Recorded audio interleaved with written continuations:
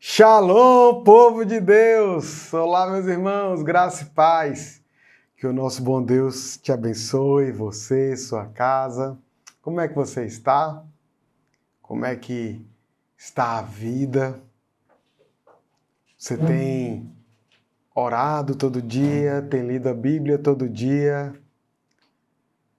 Nunca se esqueça de como a gente precisa disso.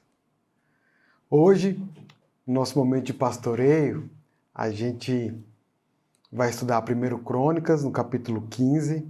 Mas antes de tudo, vamos começar da melhor forma, orando. Ó Deus, nós queremos te louvar, Pai, porque em todo tempo Tu és bom. Tu és este Deus benigno, compassivo, amoroso, misericordioso, gracioso, sempiterno, o Deus que é excelso, santo, santo, santo é o Senhor. Obrigado, Pai, porque Tu te alegras em se relacionar conosco, em ter intimidade conosco. E nada disso seria possível se não fosse a Tua vontade, a Tua obra, se não fosse o Teu agir em nossas vidas.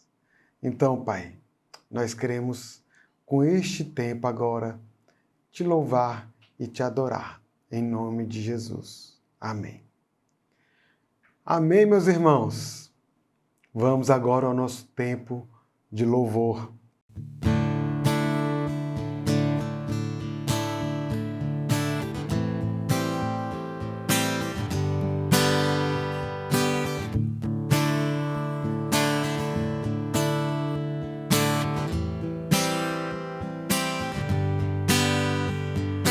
Louvor e honra, poder e glória pertencem ao nosso Deus. Todos os povos, tudo que existe, louvem ao eterno Deus.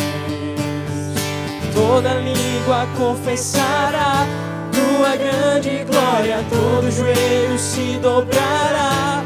Em louvor exaltado sempre serás, e o teu reino jamais passará, ó eterno Deus.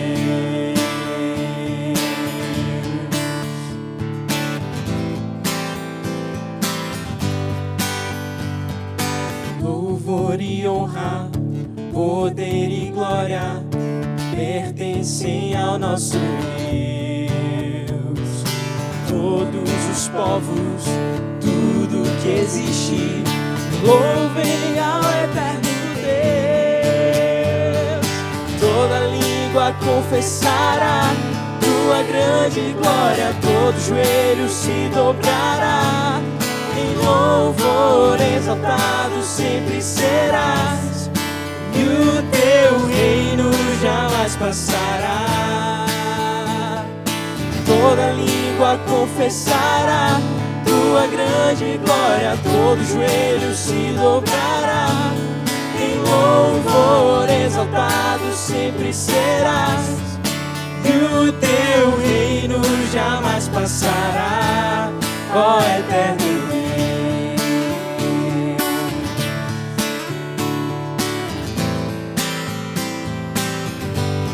Ó eterno Deus.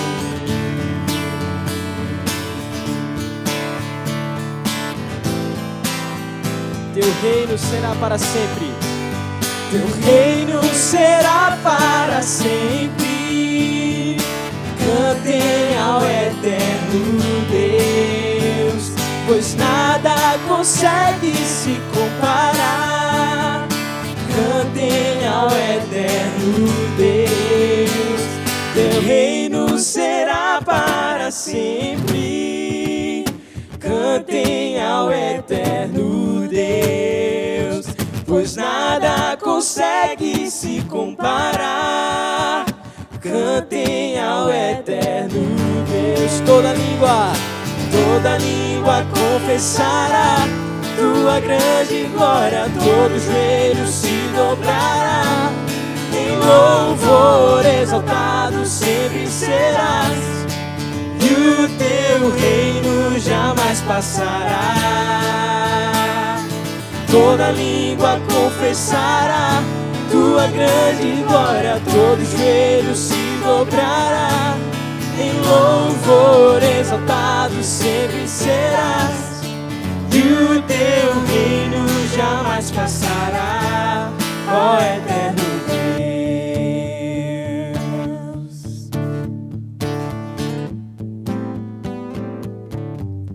Ó eterno Deus.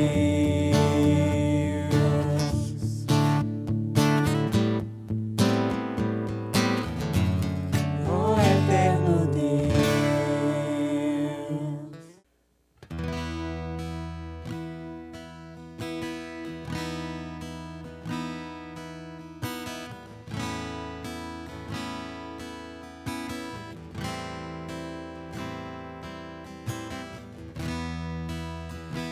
Precioso sangue,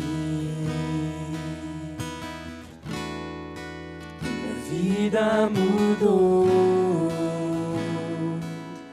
meus pecados e culpas lavou, deixando pra trás meu passado sem Deus.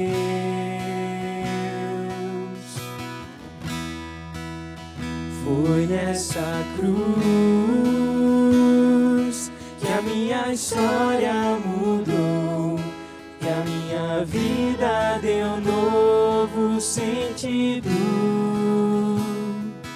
onde eu encontrei a razão pra viver.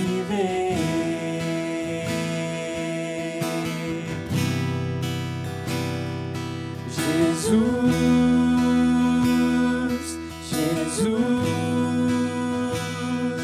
meu coração te louva, meu coração te louva.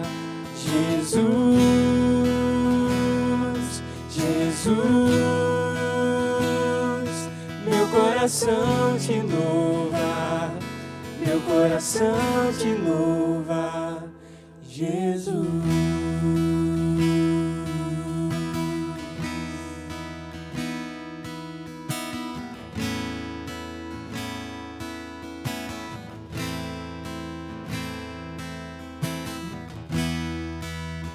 Precioso sangue,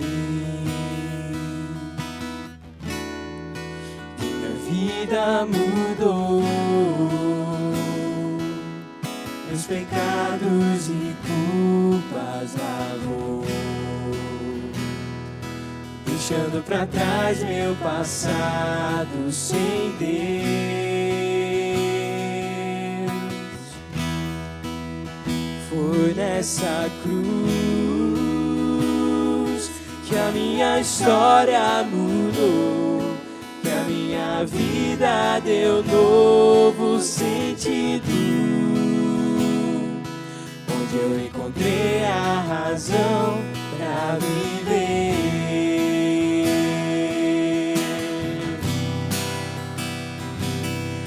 Jesus, Jesus,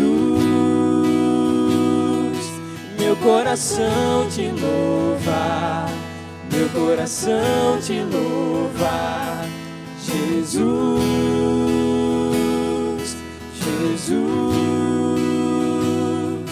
meu coração te louva, meu coração te louva. Jesus, Jesus, Jesus, o meu coração te louva, meu coração te louva. Jesus, Jesus, Jesus, o meu coração te louva, meu coração te louva. Jesus.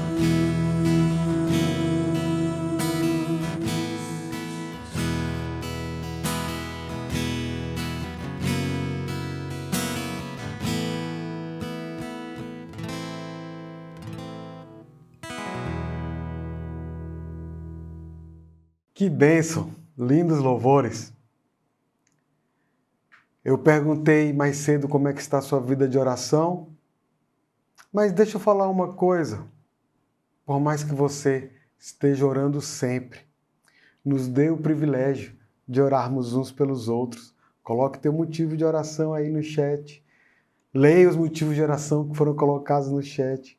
Vamos orar uns pelos outros e a gente assim caminha como um só corpo. Agora a gente vai orar por aqueles motivos que normalmente nós temos orado. Senhor, nós queremos render nossas vidas aos teus pés. São tantas coisas acontecendo, tantos fatores, mas só há um que governa e que controla o universo. Só há um que é rei sobre todos os reis.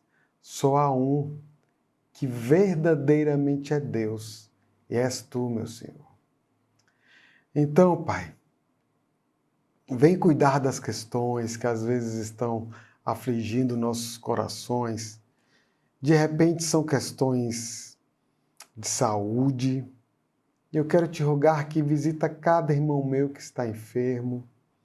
Derrama da tua cura, derrama do teu agir, do abrir de olhos, de perceber a tua boa mão sobre a vida de cada um de nós. Abençoa também aqueles meus irmãos, Pai, que talvez estão com problemas financeiros ou com alguma questão profissional. Ó Senhor, que a tua boa mão traga cura também para essas questões, traga solução. Se a questão for emprego, Pai, traz emprego. Se a questão for financeira, Pai, ó Deus, Tu és o Deus, o dono do ouro e da prata. Tu és o Deus de todo o universo. Não há riqueza que não seja Tua. Então abençoa, meu Deus, esse meu irmão que está com problema financeiro, mas ensina ele também a ser um bom mordomo dos recursos que Tu dás a ele. Se a questão for de relacionamento, vem, Pai, restaurar os relacionamentos. Você tem esse jeitinho especial.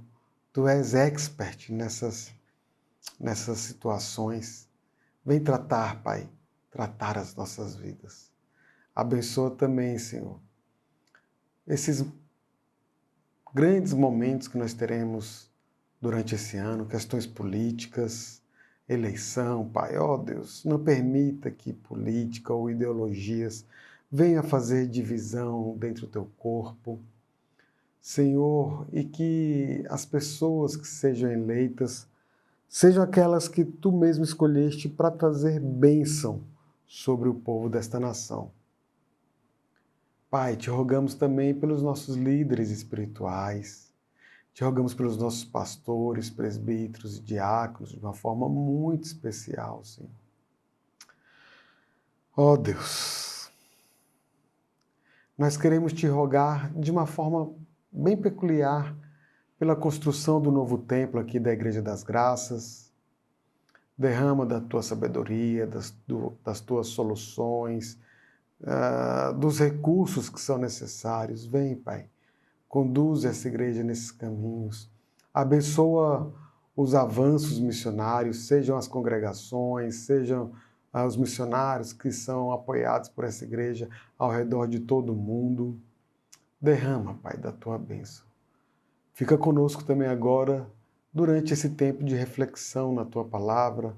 Fala aos nossos corações. Nós precisamos muito de ti, meu Senhor. Precisamos muito. Sê conosco, em nome de Jesus. Amém.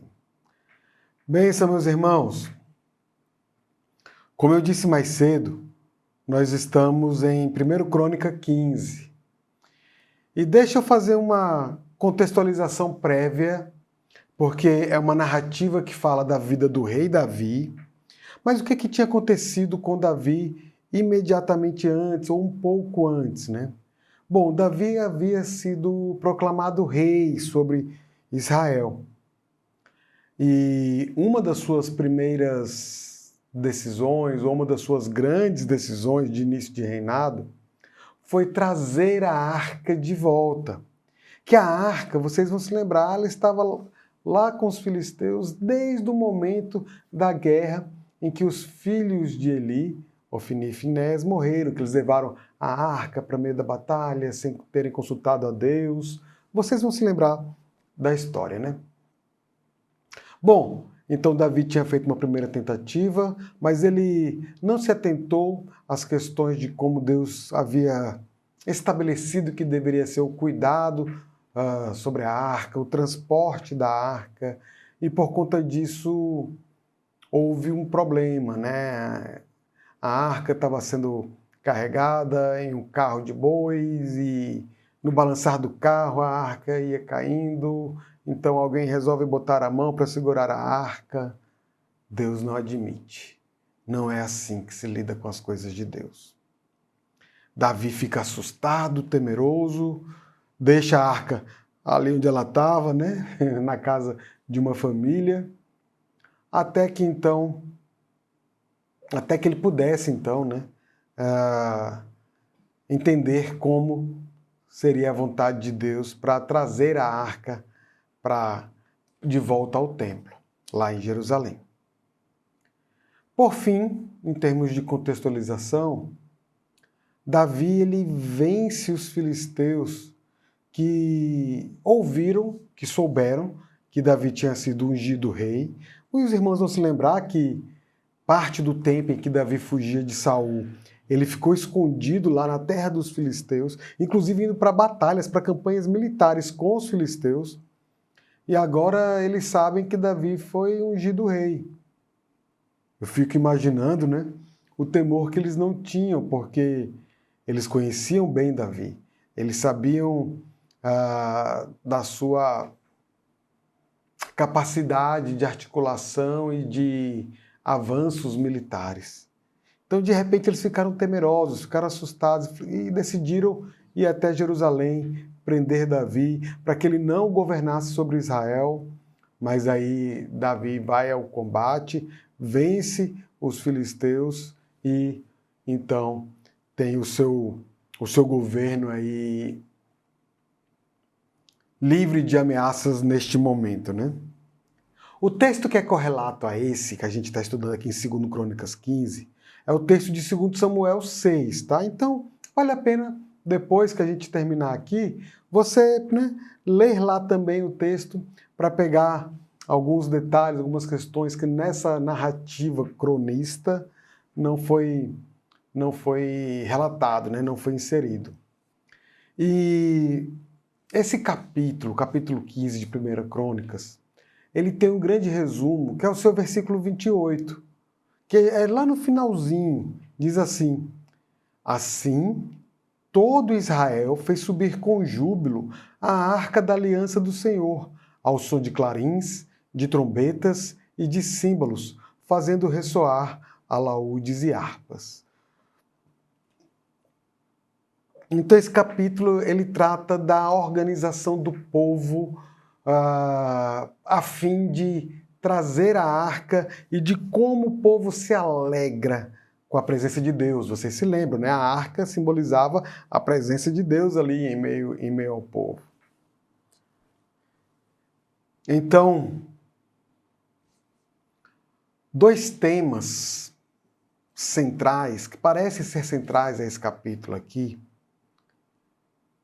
que a gente poderia elencar, são, primeiramente, a função de Davi em face dos levitas que eram aqueles responsáveis, né, pelo cuidado com o templo, pelo cuidado com a arca, o transporte da arca, N outras coisas, diferentemente do que a gente ouve muito falar hoje em dia, né, que se alguém é músico na igreja, ele é um levita. Levita, os músicos, né, na igreja, eles sim eram os levitas, mas os levitas eles tinham atribuições muito mais amplas do que apenas o louvor, né? E o segundo tema é a prioridade de culto em todo Israel, para todo o povo. Então, Davi, nessa sua busca por trazer a arca, não é algo para a gente pensar no homem, no personagem, no rei Davi, de uma forma peculiar ou muito especial. Mas, na verdade, assim, o texto ele traz uma ênfase sobre Davi como um segundo Moisés, adaptando as instruções originais de Moisés a essas circunstâncias que eles estavam vivendo agora. E esse tema, contudo, ele é subsidiário ao objetivo primário que o texto tem de dar um incentivo específico sobre as atividades do pessoal do culto lá de Israel. E eu quero lembrar para vocês que Crônicas foi escrito para um povo no período pós-exílico. Muito provavelmente ali Esdras escrevendo, então o povo que estava trabalhando na reconstrução do templo, ou quando Neemias chegou também na reconstrução dos muros de Jerusalém, né? Então, havia essa tentativa de resgate do povo acerca de sua identidade, de seu relacionamento com Deus, e essas conversas, né, das circunstâncias atuais com a história que o povo tinha vivido lá desde do Egito, do Êxodo, né, até a chegada da Terra Prometida e habitação naquele local que Deus tinha dado ao povo, tudo isso era muito importante para que o povo voltasse a se apegar a Deus.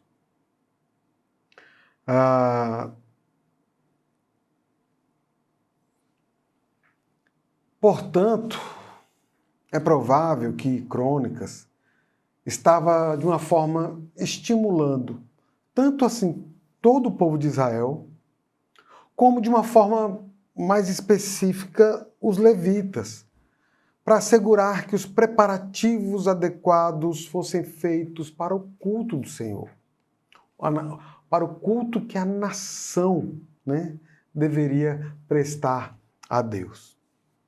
E aí, caso os levitas, agora daquele período pós-exílico, né, adotassem as prioridades de Davi, então o povo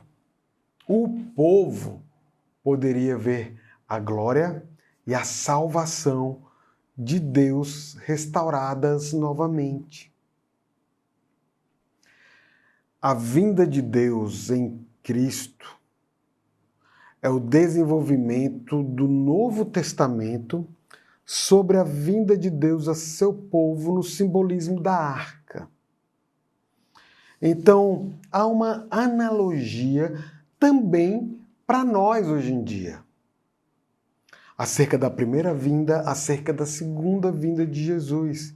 E se o arrependimento era a preparação adequada a ser feita para esse advento de Deus sob a antiga aliança, o Novo Testamento não faz nenhuma exigência que seja inferior a isso.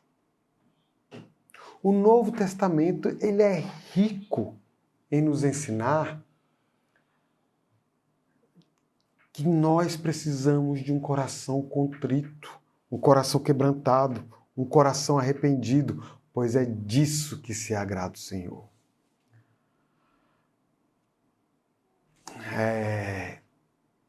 Pensar nisso me faz lembrar de João Batista, lá no Evangelho de Marcos, né, capítulo 1, versículo 3, quando ele diz: preparai o caminho do Senhor. E ele falava isso inaugurando o ministério terreno de Cristo, sendo esse ministério, ou esse apelo, né, na verdade, feito em relação à presença do Cristo ressurreto na igreja primitiva. Então vejam, o arrependimento foi falado para aquele povo ali no período pós-exílio.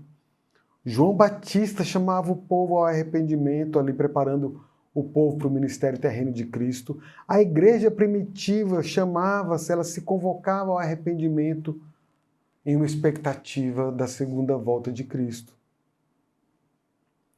E a carta aos Hebreus, ela incentiva de uma maneira muito especial os crentes a abandonar os seus pecados e oferecer a Deus um sacrifício de louvor contínuo, para que se aproximem de Deus no lugar santíssimo. Então, vejam, essa narrativa de 1 Crônicas tem tudo a ver com nossas vidas, porque fala de nos prepararmos, de nos cuidarmos espiritualmente, de fazermos a nossa parte nesse anseio, nessa expectativa da segunda vinda de Jesus. Vamos ao texto? Então, 1 Crônicas 15, versículo 1, nós vamos ler até o versículo 3 inicialmente. Fez também Davi casas para si mesmo, na cidade de Davi, e preparou um lugar para a arca de Deus e lhe armou uma tenda. Então disse Davi: ninguém pode levar a arca de Deus, senão os levitas, porque o Senhor os elegeu para levarem a arca de Deus e o servirem para sempre. Davi reuniu a todo Israel em Jerusalém para fazerem subir a arca do Senhor ao seu lugar que lhe tinha preparado. Essa primeira parte, do capítulo tem algumas questões muito interessantes. Primeiro, desse governo de Davi, cuidando do povo e do templo, para que a arca pudesse voltar. Do reconhecimento de como é importante a gente entender como é que Deus quer que a nossa vida seja cuidada, como é que Ele quer que a gente viva a nossa vida para que Ele seja, então, adorado. E aí Davi fala, porque foi Deus quem elegeu os levitas para esse serviço, Então não cabe a nós fazermos diferente do que aquilo que Deus determinou, Mas a gente vê que era algo que envolvia e que incentivava todo o povo. As funções principais dos levitas em Crônicas, aqui nesse texto, elas são sucintamente combinadas como levar a arca e servir e ficar ao serviço do Senhor. Então, algo mais ou menos assim. Ficar ao serviço do Senhor ou servir e levar a arca. E ao realizar essas funções, ao reconhecer que foi Deus quem os escolheu e foi Deus quem estabeleceu essa forma das coisas acontecerem, estava sendo cumprida a lei mosaica, a lei de Deus, que ele tinha passado para o povo através de Moisés no reinado de Davi. Então, aquele povo do período de Crônicas perceberia esse relacionamento com Deus, mas a gente precisa se lembrar de que a gente só consegue agradar a Deus conhecendo a Ele, conhecendo Sua palavra, conhecendo as Escrituras, buscando a Ele, cultuando a Ele, orando a Ele. Não tem outra forma de conhecer a Deus. Deus, Ele se deu a conhecer, Ele se fez revelar por meio das Escrituras. E por isso é tão importante a gente ler a Bíblia todo dia. Por isso é tão importante nós estarmos motivados nessa busca por Deus, nessa devoção diária a Deus por meio da leitura e da meditação na Sua palavra. Vamos em frente, versículo 4. Reuniu Davi os filhos de Arão e os levitas. Lembrando, Arão são os sacerdotes, tá? Dos filhos de Coate, Uriel, o chefe, e seus irmãos, 120. Dos filhos de Merari, Asaías, o chefe, e seus irmãos, 220. Dos filhos de Gerson, Joel, o chefe, e seus irmãos, 130. Dos filhos de Elisafã, Semaías, o chefe, e seus irmãos, 200. Dos filhos de Hebron, Eliel, o chefe, e seus irmãos, 80. Dos filhos de Uziel, Aminadab, o chefe, e seus irmãos, 112. Bom, agora parece que o texto ele fica meio, parece que ele está divergindo em termos de sequência do que vinha sendo inicialmente narrado, porque vem meio que essa lista de nomes, né? Essa relação de pessoas. Mas deixa eu te falar que isso não é uma coisa aleatória. Nem aqui, nem um pouquinho mais na frente. Tem uma outra lista também, nos versículos 16 a 24 ali. Mas há um objetivo muito claro do cronista, é mostrar que as linhagens dos levitas, dos sacerdotes também, mas a ênfase aqui são os levitas, principalmente como aqueles responsáveis por cuidar da arca, que são músicos, que são porteiros, né? Mostrar que essas linhagens são válidas. Então, assim, olha, Davi se preocupou com a linhagem, em pegar algo que Deus disse que deveria, ou como Deus disse que deveria acontecer. E fazer isso agradou ao Senhor. Isso era muito importante no período pós-exílico, mas também é muito importante para a gente, porque o culto a Deus, porque a nossa vida não é como nos parece ser, não é como a gente pensa que deva ser. Na verdade, ela tem que ser como Deus diz que tem que ser. As afiliações de família e o número total, né, de participantes no transporte da arca, eles são listados aqui sob os líderes dos levitas que não são sacerdotes.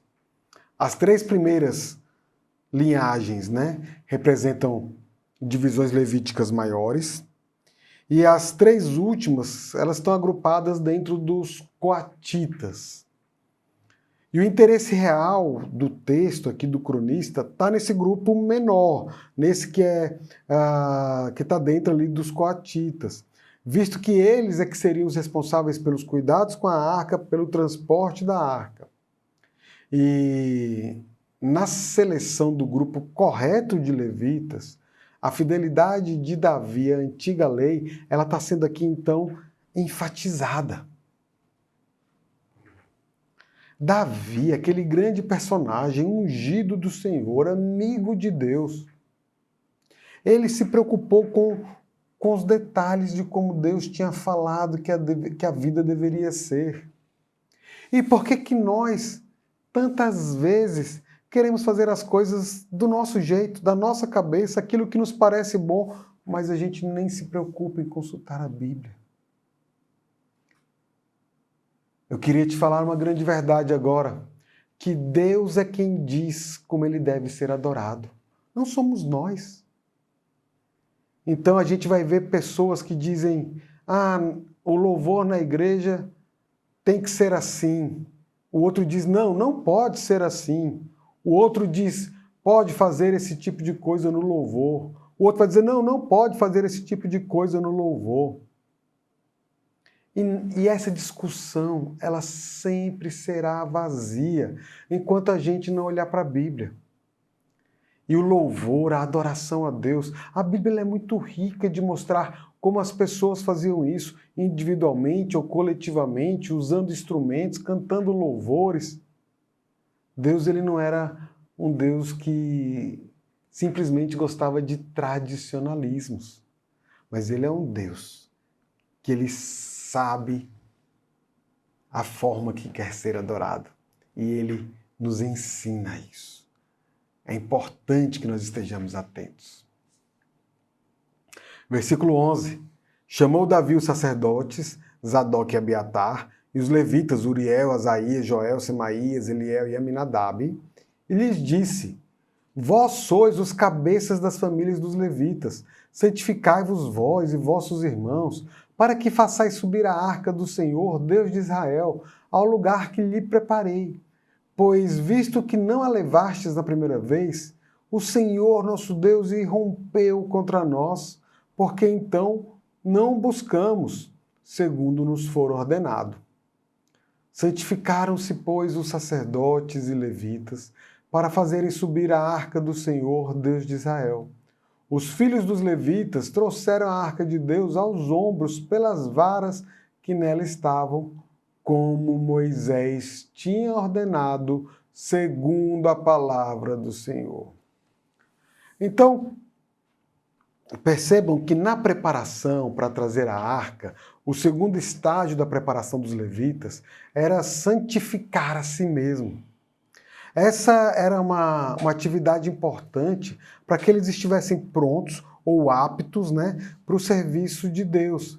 E foi também empreendida, né, essa atividade de santidade pelos sacerdotes e levitas durante vários outros reinados, como no caso de Salomão, Ezequias, Josias. E o curioso, assim, o que salta aos olhos quando a gente retoma, né, cada uma dessas passagens, desses momentos históricos, é que sempre, em cada casa, em cada período de reinado desse, que os levitas se santificaram para servir ao Senhor, o favor de Deus recaiu sobre Israel. A santificação exigia para os levitas, né, separação de toda forma de impureza. Obviamente que não só os levitas, né, todo o povo, a gente está focando aqui nos levitas, mas é algo para o povo, assim como também é para nós. E especificamente no Antigo Testamento, impureza, ela incluía algumas questões, tipo algumas restrições dietéticas, algumas questões de vestimenta, contato com cadáveres, e para os sacerdotes tinha algumas regrinhas um pouco mais rígidas, né, que eram mais permanentes. Mas esse é um tipo de ensino, um tipo de princípio divino que nos ensina como é importante nós buscarmos uma pureza espiritual da parte de Deus. Se nós não formos purificados e santificados, né, pelo sangue de Jesus, nós nunca conseguiremos ter acesso ao Pai.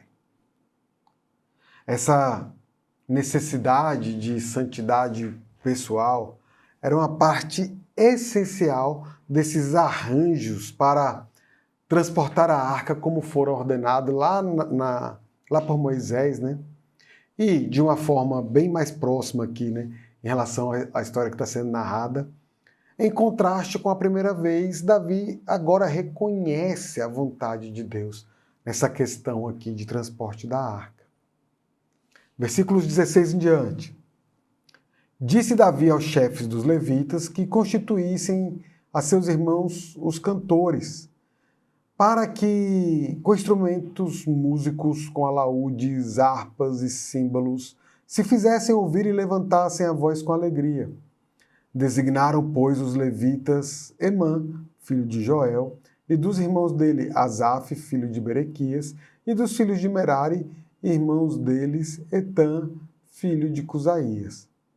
E com eles a seus irmãos da segunda ordem, Zacarias, Beni, Jaziel, Semiramote, Jeiel, Uni, Eliabe, Benaia, Maazéias, Matitias, Elifeleu e Miqunéias, e os porteiros, Obed-edom e Jeiel. Assim, os cantores Emã, Asaf e Etã se faziam ouvir com símbolos de bronze. Zacarias, Aziel, Semiramote, Jeiel, Uni, Eliabe, Maazéias e Benaia, com alaúdes em voz de soprano. Matitias, Elifeleu, Miqunéias, Obed-edom, Jeiel e Azarias, com harpas em voz de baixo para conduzir o canto. Quenanias, chefe dos levitas, músicos, tinha o encargo de dirigir o canto porque era perito nisso. Berequias e Eucana eram os porteiros da arca, Sebanias, Josafá, Nataniel, Amazai, Zacarias, Benaia e Eliezer, os sacerdotes, tocavam as trombetas perante a arca de Deus. Obed-edom e Jeias eram porteiros da arca. Então veja, a gente vê aqui uma série de breves listas e de designações, né, quem faz o quê, que dá essa informação de pano de fundo sobre diversos aspectos aqui que o texto tá nos ensinando, principalmente a próxima perícope. E como exemplo aqui, né, talvez assim, para a gente visualizar melhor, o versículo 16 mostra que o propósito dessas nomeações, mais uma vez, não era algo aleatório, mas o propósito delas era levantar sons de alegria, era louvar a Deus, explicando assim o regozijo que é narrado no versículo 25, que a gente vai ler aqui agora. Foram Davi e os anciãos de Israel e os capitães de milhares para fazerem subir com alegria a arca da aliança do Senhor da casa de Obed-edom. Tendo Deus ajudado os levitas que levavam a arca da aliança do Senhor, ofereceram em sacrifício 7 novilhos e 7 carneiros. Davi ia vestido de um manto de linho fino, como também todos os levitas que levavam a arca, e os cantores e Quenanias, chefe dos que levavam a arca e dos cantores. Davi vestia também uma estola sacerdotal de linho. Assim todo Israel fez subir com júbilo a arca da aliança do Senhor, ao som de clarins, de trombetas e de símbolos, fazendo ressoar alaúdes e harpas. Ao entrar a arca da aliança do Senhor na cidade de Davi, Mical, filha de Saul, estava olhando pela janela e vendo ao rei dançando e folgando, o desprezou no seu coração. Embora baseado lá no texto de 2 Samuel 6, né, essa última perícope ela reinterpreta, né, o texto mais antigo profundamente. A mudança principal é que a vinda da arca para o seu lugar, né, ela é apresentada aqui muito mais como um ato coletivo, como um ato do povo, do que uma expressão de fé exclusiva e isolada de Davi. Davi, lá em 2 Samuel, ele é mencionado sozinho, mas agora ele está acompanhado dos anciãos e dos comandantes de Israel, de toda a liderança, de todo o povo, né? Os levitas também estavam lá. Então, o sacrifício pessoal de Davi, na verdade, ele está sendo apresentado aqui pelos sacrifícios dos representantes do povo. Semelhantemente, a ajuda de Deus, que é um tema aplicado a Davi em 1 Crônicas 12, agora é uma experiência coletiva dos levitas. Especificamente, a gente termina, o texto termina falando de um personagem, de uma mulher que não se alegrou com a arca. Mical, ela não somente menosprezou Davi, mas também só ela em Israel ficou fora desse sentimento de grande alegria e de cuidado pela arca. Talvez Mical ela tenha aprendido com seu pai Saul esse caminho de incredulidade. O isolamento da filha de Saul foi mais uma prova da incapacidade da casa de Saul ser líder sobre o povo de Israel. Por quê? Porque alguém que é líder sobre o povo de Deus, ele se alegra com as coisas de Deus, ele exulta, ele pula, né? Ele enche o coração, enche o peito de alegria com a presença de Deus. Nós temos a Bíblia para conhecê-lo, para saber quem Ele é. Mas a nossa vida com Deus é muito além de uma experiência simplesmente ou puramente cognitiva. A nossa vida com Deus é uma vida de relacionamento, de sentimento e de experiências também. Porque nós o amamos, mas só o amamos porque Ele primeiramente nos amou. Então há amor, há sentimento, há um envolvimento. Mas isso não é ato de loucura, isso é ato de conhecermos a Deus e conhecermos a sua vontade. Que Deus te abençoe, meus irmãos. Vamos orar uma última vez? Ó Deus, nós te agradecemos, Pai, por tua palavra. Nós te louvamos porque tu nos chamaste, nos escolheste, nos arrancaste do império das trevas, nos colocaste agora no reino de teu Filho, nos enxertaste em teu corpo para que possamos, como um único corpo, nos alegrarmos e festejarmos a tua presença. Ó Deus, continua nos abençoando, nos dando esse ânimo, nos enchendo de alegria por sermos chamados teus. É o que nós te rogamos, em nome de Jesus. Amém. Vamos para um último louvor?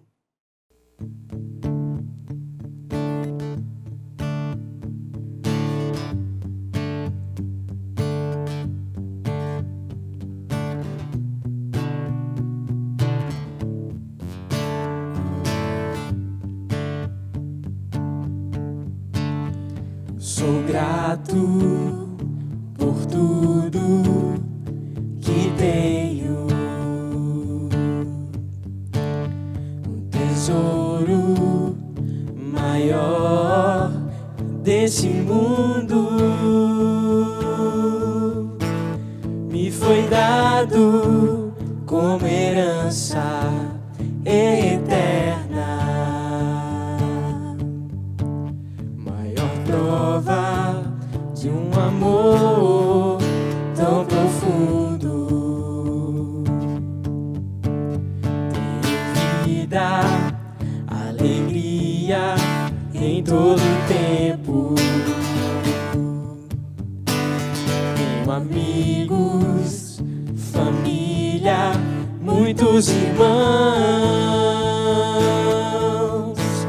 Foi Jesus, meu amigo verdadeiro, que fez tudo ao me dar a salvação.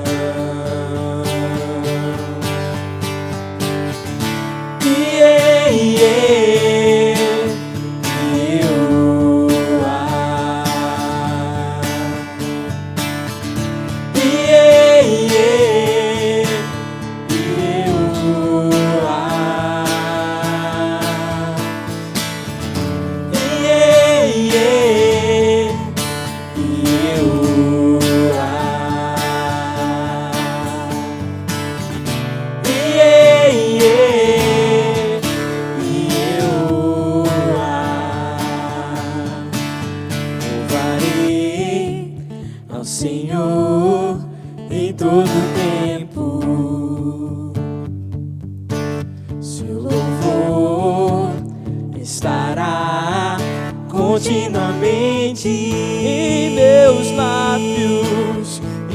lábios e também no coração. Ele será sempre a nossa canção. Jesus Cristo será sempre minha canção.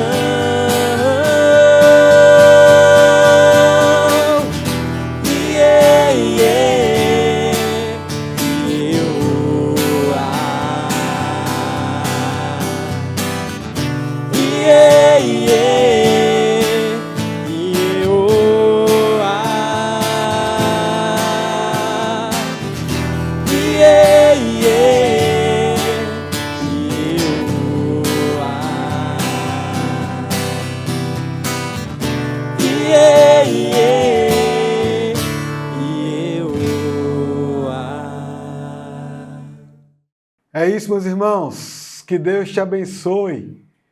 Vamos passar essa semana adorando e louvando ao nosso Deus. Amém? Tchau, tchau.